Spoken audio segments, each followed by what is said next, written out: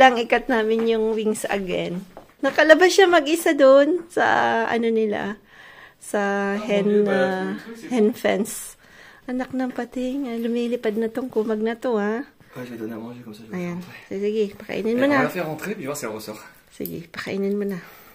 Puto sa akin nung ka-work ko, pero sabi niya wag ko na munang itanim sa labas na po kasi dapat mga mid-May bago po itanim sa garden na po kasi lumalamig pa po dito sa amin.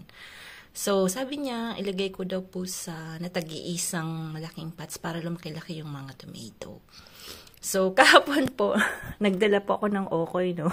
Naku, hindi po natiran yung boss kong babae. Sabi niya, sayang hindi ko natikman. Sabi ko, sige, dadala na lang kita next time kasi lagi naman po akong nag-aakra na po. Yung okay po dito yung pokora sa India, tapos sa Mediterranean, doon po naman sa tawag nito sa dati naming tinirahan dati sa Saint Martin. Tawag niyan akra na po. So, gagawa po ako nun ulit, tapos dadalang ko na lang po siya ulit. So, ayan, i-replant po natin tong tomato. Cherry tomato daw to. Kaya lang, minsan po, dahil minsan nagkakahalo-halo po yung mga buto-buto, minsan may mga surprises po sa tomato, no? Pero dito po, ang daming klaseng tomato. May malalaking yung cœur de bœuf. Yung ang laki-laki po talaga. Masarap po siyang ipang salad.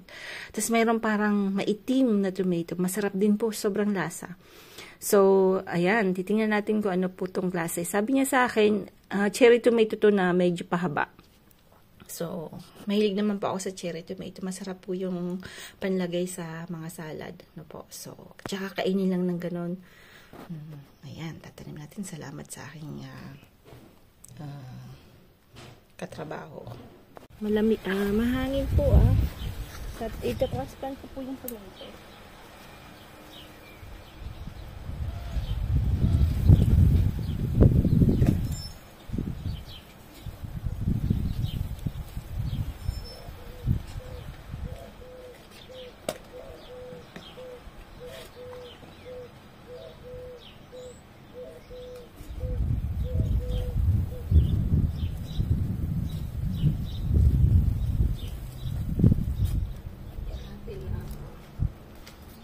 Masa na yung ano natin.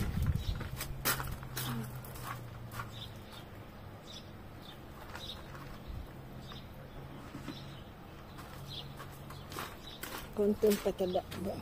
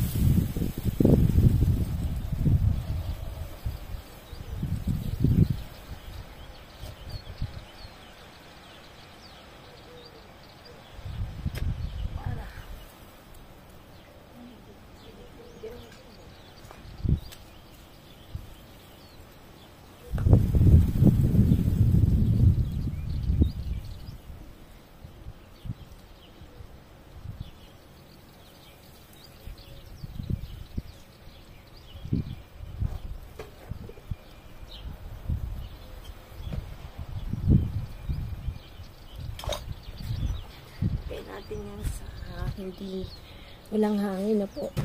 So, dapat tago natin ng konti.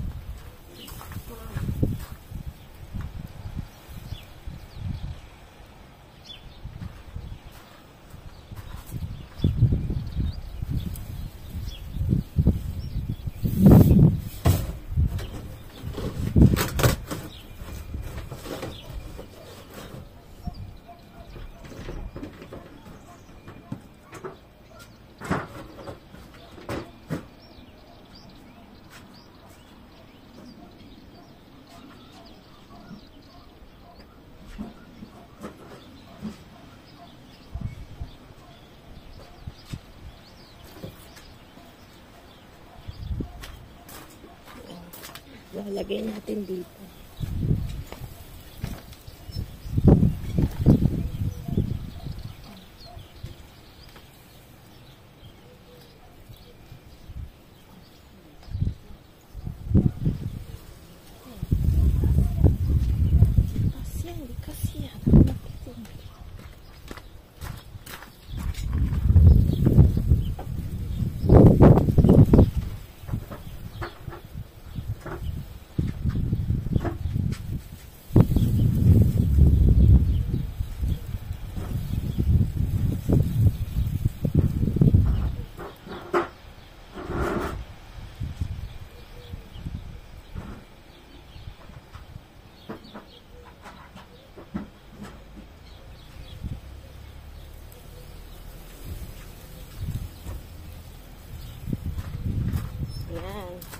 Tanggal na po yung transplanting natin.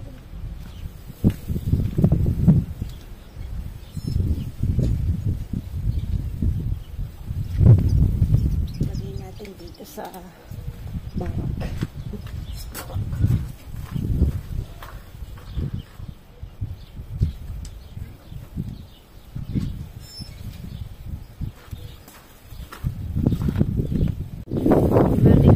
Camera ko natutulog ba? Sobrang hangin ulit. At talin tayo, isa lang po yung nabuhay na kalabasa.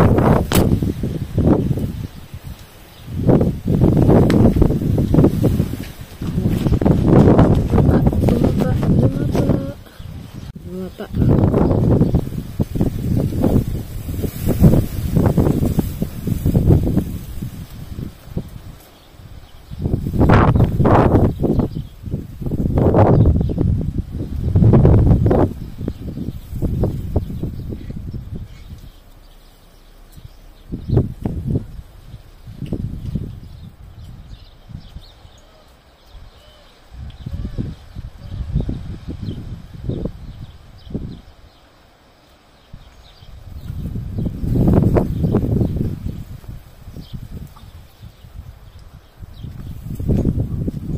Yan, ito po yung mga klaseng tomato dito.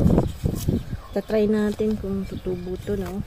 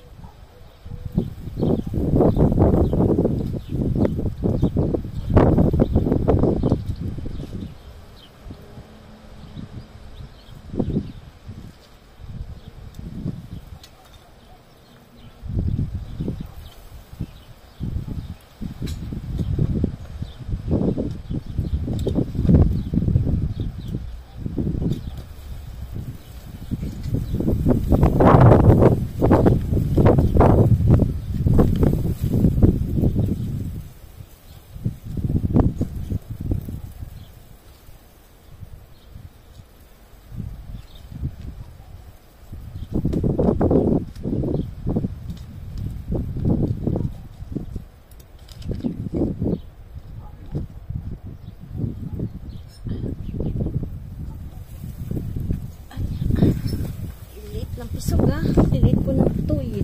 Ng buto-buto.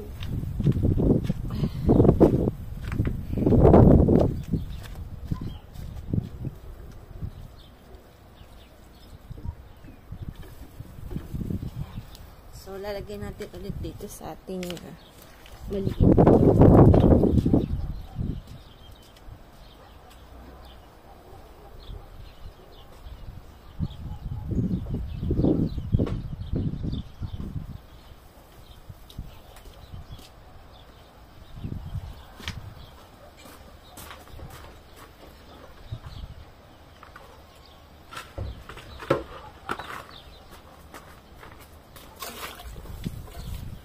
Ayan, ito natin ilagay.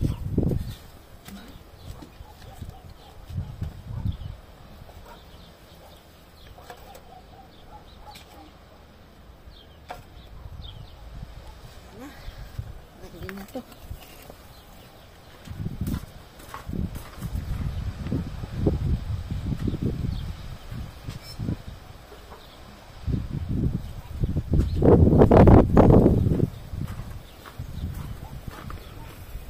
Ayan, try natin yung ampalaya.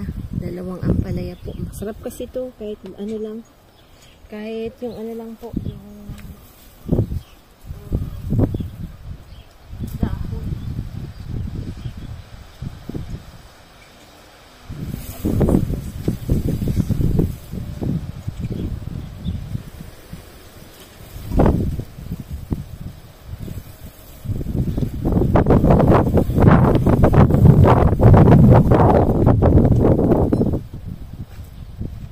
Tayo ng lalagyan.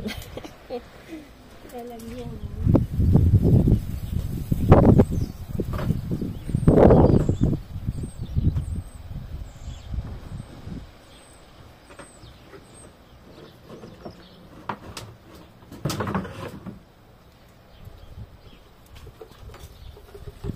Sabi nito.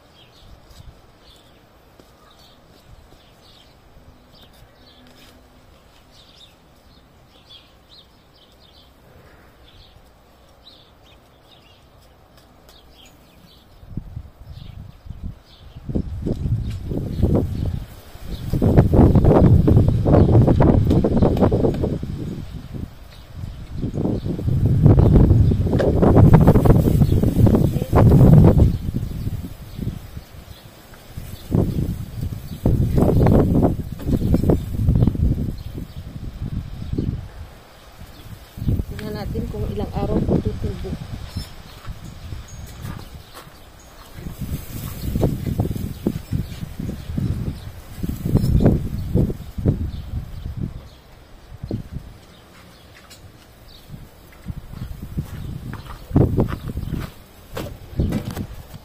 Yan na po yung bamboo natin. Tingnan niyo po. Gumaganda-ganda na. Nagkaka-green-green na po.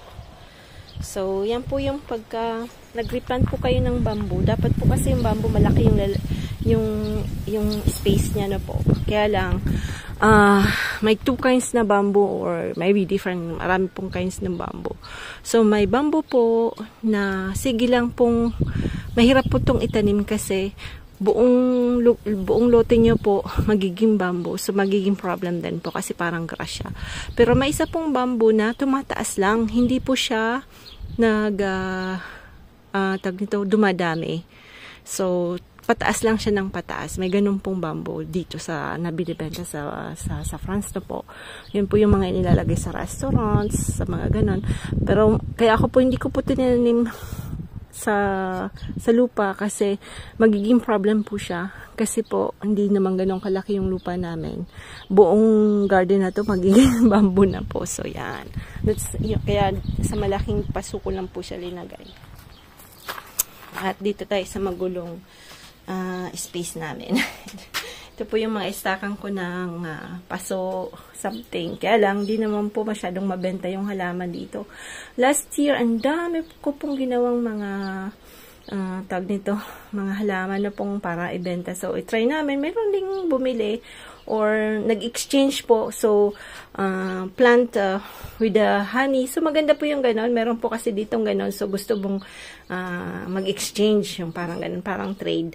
So, dito ko po linagay yung binigay sa akin na tomato. Ito po ibibigay ko din sa katrabaho ko. Ano po to? Parang patay na. Ano po siya? Citronelle, yung lemongrass na po. Kasi ito po yung mga tinanim natin. So, titingnan natin. Ito pa basilic. So, ayan. Titingnan natin kung ilang araw po siyang tutubo. So, ngayon po kasi magme-May na. So, we start replanting kasi ilang ma-enjoy natin yan hanggang October lang po yung kasi pagka winter na wala, tigok na po ulit yung mga halaman. So, that's the problem pag nandito sa France. Hindi mo talaga mafu-full ang pagga-gardening kasi may winter, ano po. So, marami pong halaman na hindi nabubuhay pag winter.